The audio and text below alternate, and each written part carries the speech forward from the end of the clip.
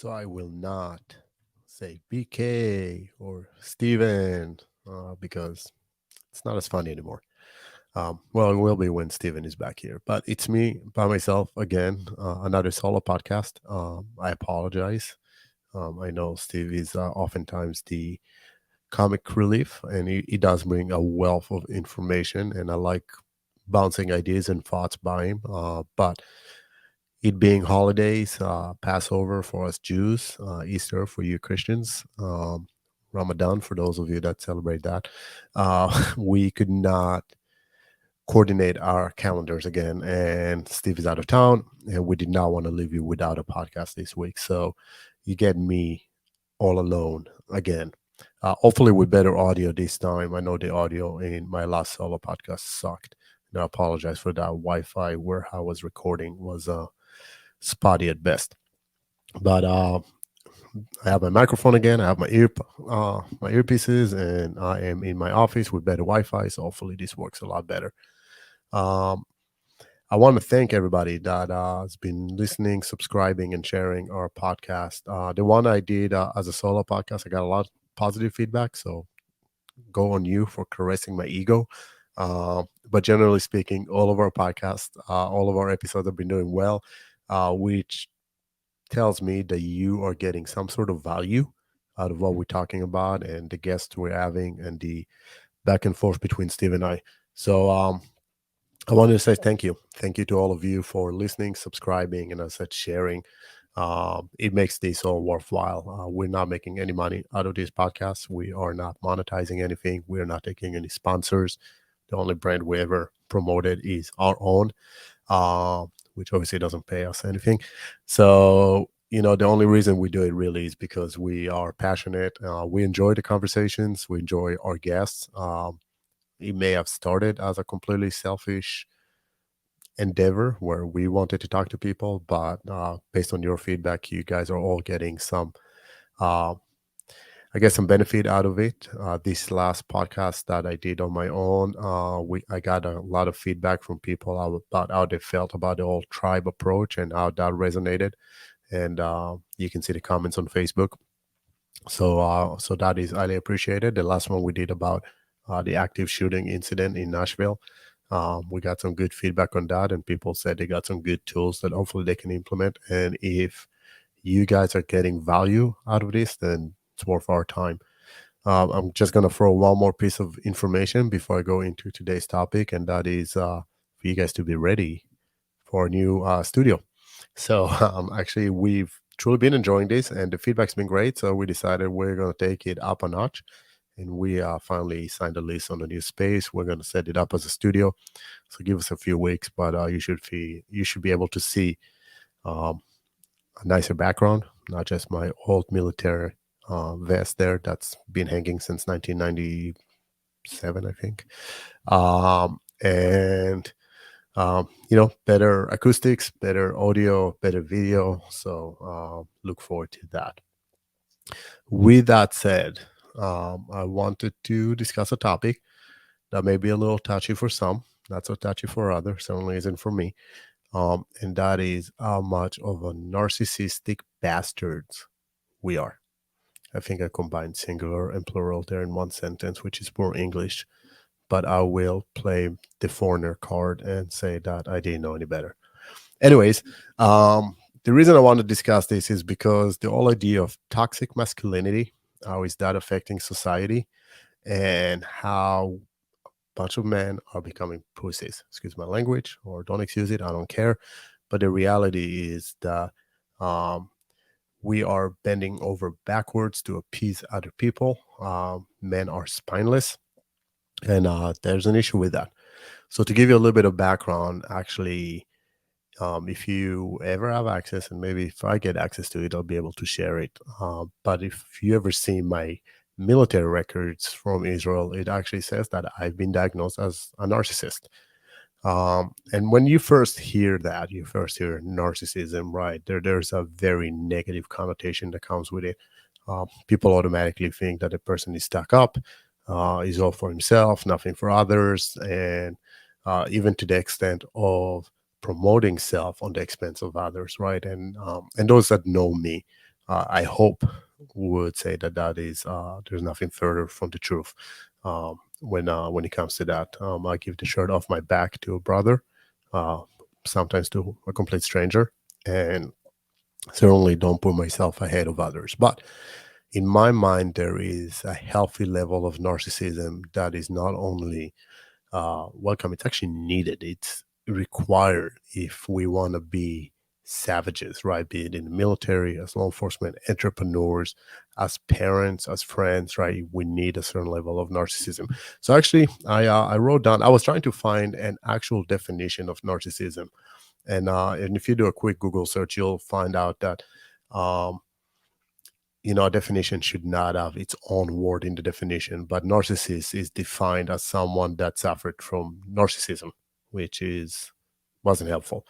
I went to Wikipedia, always a good source of information, completely valid, and you should never doubt anything you read on Wikipedia.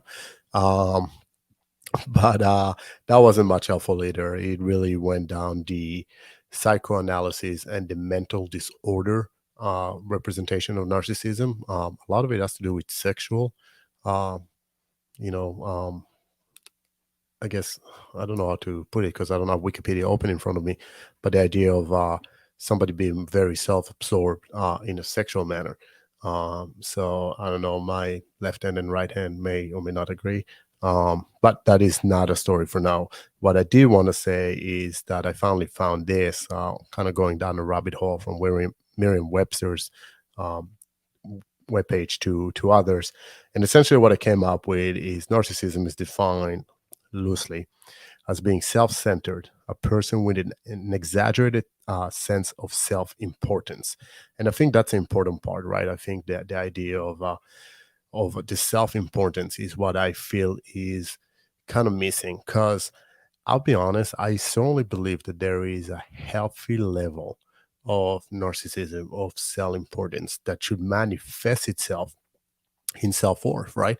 Um, so when I found out that it said narcissist on my medical records from the Israeli military. So essentially, one of the evaluations you do pre-enlistment is it's a battery of testing. One of them is you actually meet with a counselor and they do aptitude tests and they do all kind of other exams and they try to get a feel for who you are as a person because obviously some personality traits would be better fitting for certain jobs in the military than others. And when I saw narcissist, I'm like, well, why would a special operations or special missions unit take somebody that is categorized or diagnosed, right, as a narcissist? And when I did a little bit more digging, I came to find out that pretty much everybody on my unit did. So, in a sense, what I took out of it is the military not only did not see that as a prohibitive factor, it actually saw it as an asset, almost as in a prerequisite in order to serve in those units, right? And I would argue that if you talk to many, if not most, um, operators that you may know, be it American law enforcement and military, Israeli, doesn't matter. If you get to a certain level, right? Talking about tactical teams, SWAT teams, special operations teams, and so forth, right? You're going to find out that most people are, maybe by general society standards, would be self-absorbed to some point, right? They'll have grandiose, is that a word? They'll have an inflated, maybe, um, impression of their own self-worth. Now, is that good or bad? If I was Joe Schmo on the street and I'm just walking around telling stories about myself and ignoring everybody else, yeah, probably that's a bad thing. But if I am a driven individual, and again, this does not have to be military or law enforcement, right? This can also be an entrepreneur, as I said. Obviously, business it's its own set of battles, right? Continuous grind and grit needs to be presented there, right? So only as an entrepreneur, I would argue as a family, as someone that has to present that alpha personality to affect some sense of order in the house with the kids, be able to establish communication paths with a significant other. So that requires a certain level of narcissism, right? So there is only a healthy level. And in my mind, the difference between being a healthy narcissist or an asshole comes down to how is that used, right? So narcissism in its positive um, manifestation, in my mind at least, would be um, a sense of capability, sense of drive, of achievement, right? There's a sense of self mastery that needs to be accomplished, right? If I did not believe in myself, if I did not think that I am as good as I am, right? If I had an inferior sense of myself, which is unfortunately what's happening in society nowadays, right? It's that whole idea of that if I work out, if I look like I can handle myself, right? That is toxic masculinity.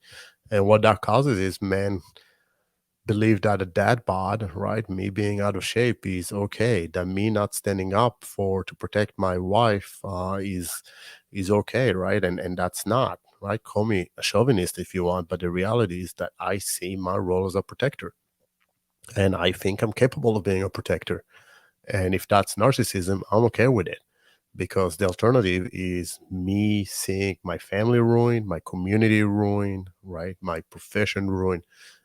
So I'm perfectly fine. Not only fine, I think I should, and I think you should have that same sense of healthy narcissism. In a sense, you need to know your worth, and you need to inflate that worth a little bit. I don't say blow it out of proportion and pretend to be something you're not or someone you're not, right? But you need to inflate it a little bit because it will help you go through hardships, right? So there is a sense of when we talk about narcissism, when we talk about uh, a sense of self worth, right? There is that whole sense that at the end of the day, I'm going to be my own biggest cheerleader in a sense, right? My own biggest fan. How many of us came across challenges, right? For me, it's very easy to point at times in the military where it would have been easy or simple for me to quit, right? Um, the unit I served in was volunteer unit, right? If I did not want to be there, I didn't have to be there. And God knows it was hard enough at times where you second guess yourself, right? And if I did not believe in myself, if I did not tell myself, stop being a pussy, you can do this, you better than this, right? These instructors have nothing on you other than a little bit of seniority, right? If I did not have that approach, I would not have been able to accomplish everything that I did in the military. As an entrepreneur, I see that on a daily basis. We go through ups and downs. I believe all of you have felt to one extent or another the past few years with the way the economy has gone, COVID, being out of work, um, we all found out that there were challenges, and it was very easy to kind of put our hands in the sky and say, I give up and I don't know what to do. I'm just going to go and collect unemployment and call it a day, right?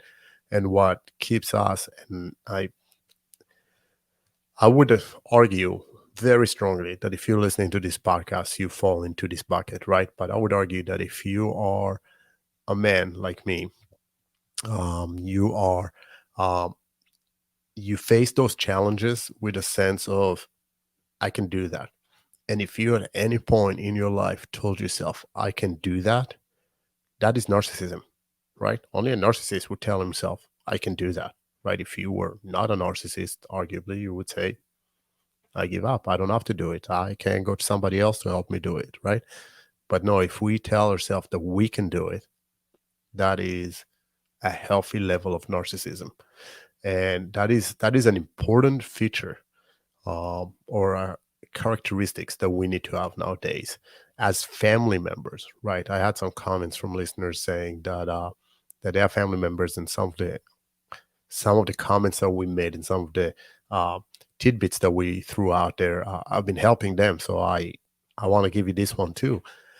You need to be a little bit of a narcissist to run your family, just like running any other team, right? If you're running a business unit in your division, if you're running a military team, if you're running a SWAT team, if you're running a sports team, it doesn't matter, right? Your family is the same thing. There are people that need to know that they can listen to you, that they should listen to you. And for that to happen, you need to come across as someone with authority, right? And how do you present authority without having a certain level of narcissism? Why should anybody listen to you? What do you know? What do you bring to the table? And in order for you to explain that is, I know this, or I bring to the table that, right? That is narcissism. That is, I know more than you. I have more experience than you. I am better than you. And I know it sounds a little bit wrong to say it that way, but ultimately that is exactly what we're doing, right? So being a narcissist is not always a bad thing, right? Now, at what point does that become wrong, right? When you believe that your level of narcissism, right, or your self image of yourself, right, um, is superior to what, to the point where they affect other people's well-being, that is possibly an excess level of narcissism, right? I have no right to go and affect my will on somebody else if they are unwilling to take it, right? So in my family, that's easy. My kids are going to do what I tell them, whether they want to or not, right? But if I was in my military unit or even as my business, right? If I come and I want you to do something and you don't want to do it, then you have the right to quit and leave and go somewhere else, right? If I want to retain you, I need to reassess, am I really better than you, or to what extent am I better than you, right? To make you understand my point. So as a business owner, I'll be the first one to say, I don't know everything, right?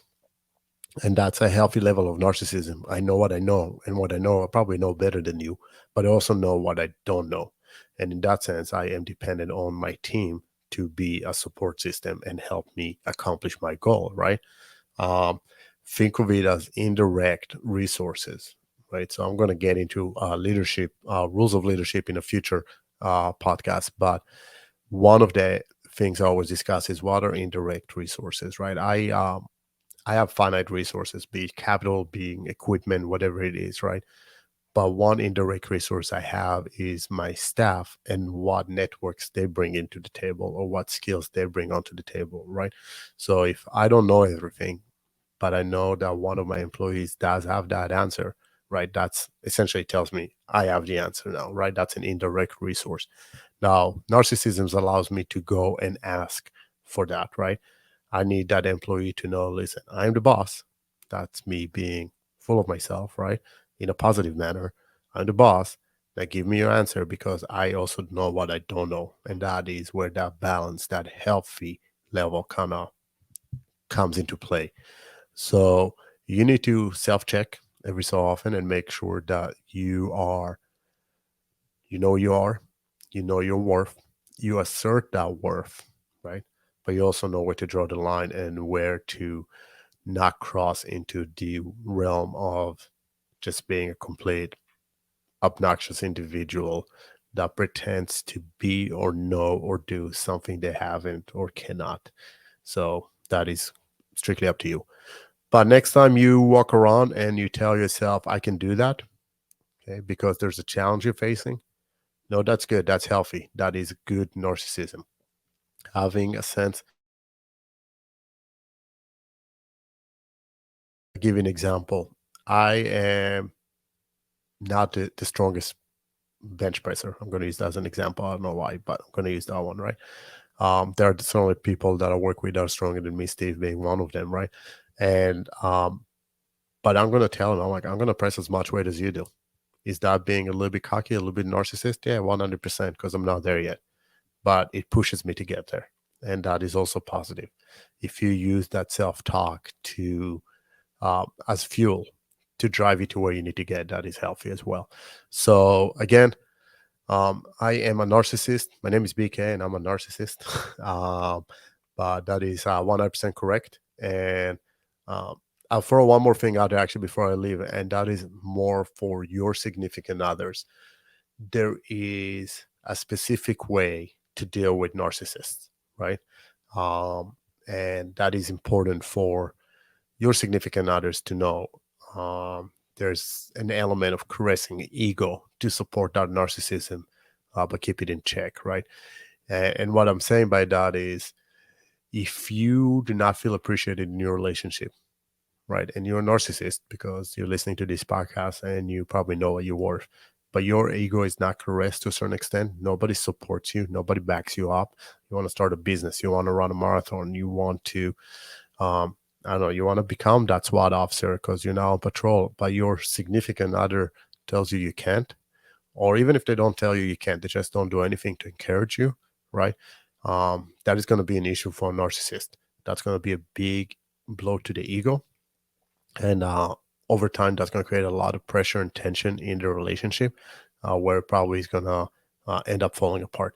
So, something for you to know when you're dealing with others, whether you're dealing with a narcissist or you're a narcissist and having someone deal with you, understand the importance of knowing it in order to better handle that relationship.